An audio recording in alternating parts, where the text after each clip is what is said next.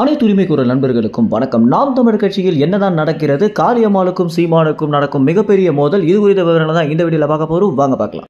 நாம் தமிழர் கட்சி தமிழ்நாட்டு அளவில் இவ்வளவு நாளா தனிச்சு தெரிஞ்சதற்கு முதல் முக்கிய காரணமே என்ன அப்படின்னா, நாம் தமிழர் கட்சிக்குள்ள இருக்கக்கூடிய ஒற்றுமை அப்படின்றத சொல்லி ஆகணும். ஏன்னா பிற கட்சிகளில் இல்லாத அளவுக்கு நாம் தமிழர் கட்சியில் இருக்கிற ஒரு ஒற்றுமையின் காரணமாக தான் தமிழ்நாட்டு மக்கள் நாம் தமிழ் கட்சிக்கு அதிகமான ஆதரவையும் அன்பையும் கொடுத்திருந்தாங்க. இதனுடைய ஒரு வெளிப்பாட்டாக நாம் தமிழ் கட்சியில் இருக்கக்கூடிய ஒரு சில நிர்வாகிகளை தன்னுடைய குடும்பத்தில் ஒரு நபராகவே மக்கள் பார்க்க ஆரம்பிச்சிருந்தாங்க. அப்படி நாம் தமிழ் கட்சியை பொறுத்த வரைக்கும் சீமான் மற்றும் காளியம்மாள், இடுமனம் கார்த்தி, சாட்டை துரைமுருகன் இவங்களாம் தான் பாத்தீங்கன்னா மக்கள் மனசுல நாம் தமிழ் கட்சியுடைய ஒரு அடையாளமாகவே மாறி இருக்காங்க. காளியம்மாளுக்குலாம் பாத்தீங்கன்னா தன்னுடைய குடும்பத்தில் ஒரு நபராக மக்கள் பார்க்க ஆரம்பிச்சதற்கு முதல் முக்கிய காரணம் அவங்க நடத்திய பூரண மதுவிலக்கு போராட்டத்திலிருந்து அடுத்தடுத்து நாம் தமிழ் கட்சியின் சார்பாக மக்களுக்கு என்ன ஒரு பிரச்சனை வந்தாலுமே காளியம்மாள் அந்த ஒரு இடத்துல போய் நின்ன காரணம் தான் மக்கள் காளியம்மாள் மேல ஒரு மிகப்பெரிய அன்பை வச்சிருந்தாங்க.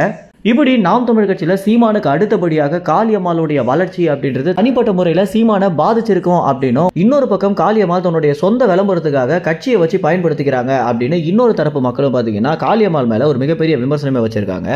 எது எப்படியாக இருந்தாலும் கட்சியிலிருந்து காளியம்மாள் விலகணும் அப்படின்னு முடிவு பண்ணிட்டாங்க அப்படின்னா நிச்சயமாக யாராலுமே வற்புறுத்த முடியாது அப்படின்றதான் சீமானும் இன்றைய தினம் நடந்த செய்தியாளர்கள் சந்திப்பில் சொல்லியிருந்தாரு.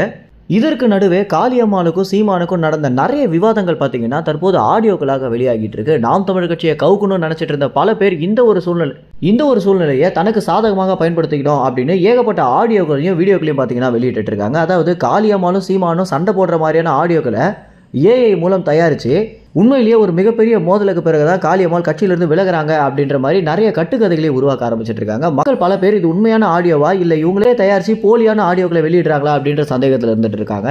இந்த சந்தேகங்கள் எல்லாமே போற மாதிரி சீமானவர்கள் பாத்தீங்கன்னா காளியம்மாளுக்கும் எனக்கும் எந்த ஒரு பிரச்சனையும் கிடையாது, ஆனா அவங்க கட்சியில இருந்து போகணும் அப்படின்னு முடிவு எடுத்திருக்காங்க அப்படின்னா ஒருபோதும் நான் அதை மறுக்க மாட்டேன், அது அவங்களுடைய சொந்த விருப்பம் அப்படின்றதுல நான் ரொம்ப தெளிவாக இருக்கிறேன். நாம் தமிழ் கட்சிக்கு ஆதரவு அளிக்கக்கூடியவங்களும் தெளிவாக இருங்க அப்படின்னு சீமானவர்கள் மக்களுக்கு அறிவுரை வழங்கியிருக்காரு. மேலும் அடுத்தடுத்து நாம் தமிழ் கட்சி குறித்த எல்லா செய்திகளையும் உடனுக்குடன் தெரிஞ்சுக்க உரிமை சேனலை சப்ஸ்கிரைப் செய்யுங்க. நன்றி, வணக்கம்.